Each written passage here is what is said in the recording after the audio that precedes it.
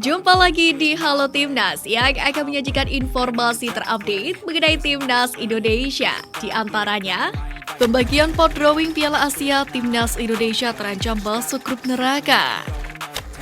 Gara-gara Israel, Indonesia sudah 2 kali gagal tampil di Piala Dunia.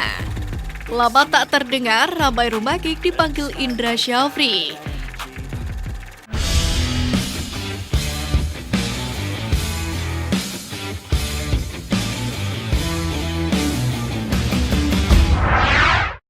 Pembagian pot drawing Piala Asia Timnas Indonesia terancam masuk grup neraka. Timnas Indonesia terancam masuk grup neraka pada Piala Asia 2023 mendatang. Pasalnya seperti yang kita tahu, pembagian pot ditentukan berdasarkan peringkat FIFA. Pot pertama sudah pasti dihuni oleh mayoritas tim-tim kuat langganan Piala Dunia. Begitu juga dengan pot 2 diisi oleh negara-negara yang kuat juga. Sementara itu, Timnas Indonesia tergabung di pot keempat bersama Tajikistan, Malaysia, Thailand, dan Hong Kong pada drawing Piala Asia kali ini. Kapten Timnas Indonesia tampil moncer bersama klub. Bayangkara FC baru saja berhasil mengalahkan Rans Nusantara FC dengan skor 5-1. Gol kemenangan The Guardians dicetak oleh dua pemain yakni Dendi Sulistiawan mencetak brace dan Alex Martin mencetak hat-trick. Bagi Dendi, ini adalah performa positif yang ia lanjutkan setelah menjadi kapten Timnas Indonesia saat lawan Burundi kemarin. Comeback setelah 4 tahun, Rico Simanjuntak beberkan perasaannya. Rico kembali dipercaya membela Timnas Indonesia saat berhadapan dengan Burundi di FIFA Matchday pada Maret ini. Sayangnya pemain kelahiran Pematang Siantar, Sumatera Utara itu mendapatkan menit bermain yang minim. Jika ditotalkan, Rico hanya bermain selama 29 menit dalam momen comeback-nya untuk Timnas Indonesia. Walaupun begitu, Rico mengaku tidak mempermasalahkan menit bermain yang minim. Pemain Persija Jakarta itu bersyukur dan selalu berusaha memberikan yang terbaik untuk Garuda. Di sisi lain, Rico mengatakan cukup puas dengan penampilan Timnas Indonesia di laga kedua melawan Burundi. Meski imbang, Rico mengatakan timnya sudah menunjukkan perjuangan maksimal dalam laga tersebut. Lama tak terdengar, ramai Rumakik dipanggil Indra Syafri.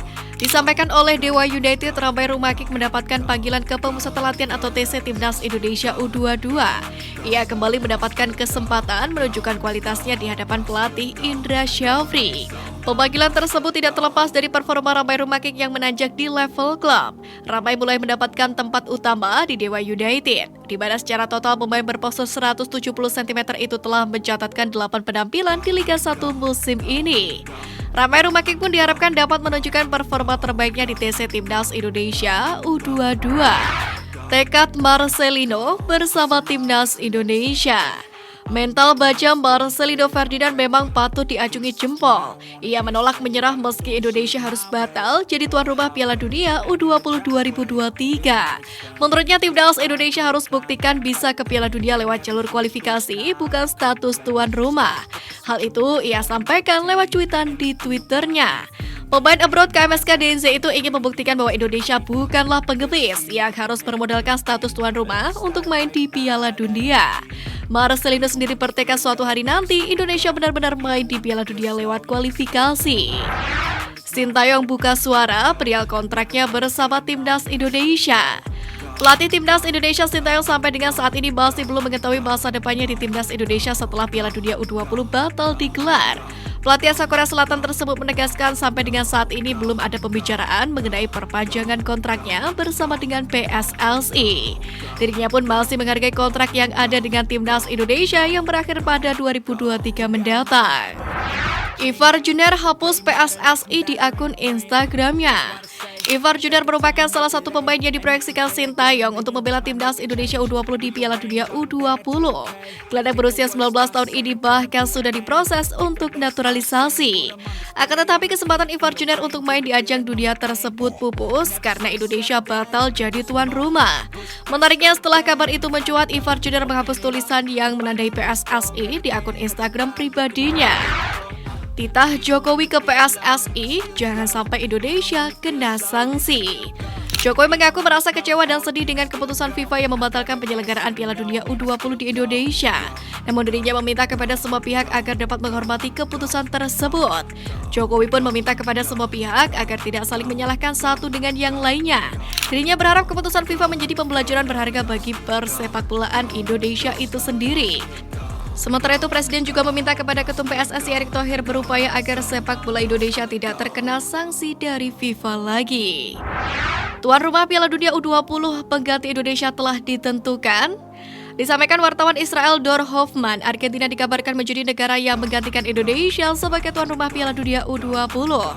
Meski begitu, sejauh ini FIFA masih belum memberikan pengumuman resmi apakah benar Argentina jadi pengganti Indonesia untuk tuan rumah Piala Dunia U20 2023 ini. Gara-gara Israel, Indonesia sudah 2 kali gagal tampil di Piala Dunia. Tentu sangat berat hati ketika harus menerima kenyataan bahwa timnas Indonesia untuk kedua kalinya harus gagal tampil di Piala Dunia. Menariknya, penyebab kegagalan timnas Indonesia berlaga di Piala Dunia tetap sama, yakni menolak Israel sebagai lawan di ajang ini. Kembali ke tahun 1958, tepatnya ketika Piala Dunia digelar di Swedia, di mana Indonesia lolos ke babak kedua kualifikasi dari grup 1 babak pertama. Masuk ke babak itu, skuad Garuda berada satu grup dengan Israel, Sudan, dan Mesir, di mana peluang besar melaju ke putaran final Piala Dunia pun sebenarnya terbuka. Meski begitu, timnas Indonesia melewatkan kesempatan tersebut, yakni setelah memilih menolak bermain melawan timnas Israel. Di mana keputusan itu diambil Presiden Republik Indonesia saat itu, Insinyur Soekarno, yang mana memiliki komitmen mendukung penuh Palestina yang tengah dijajah Israel.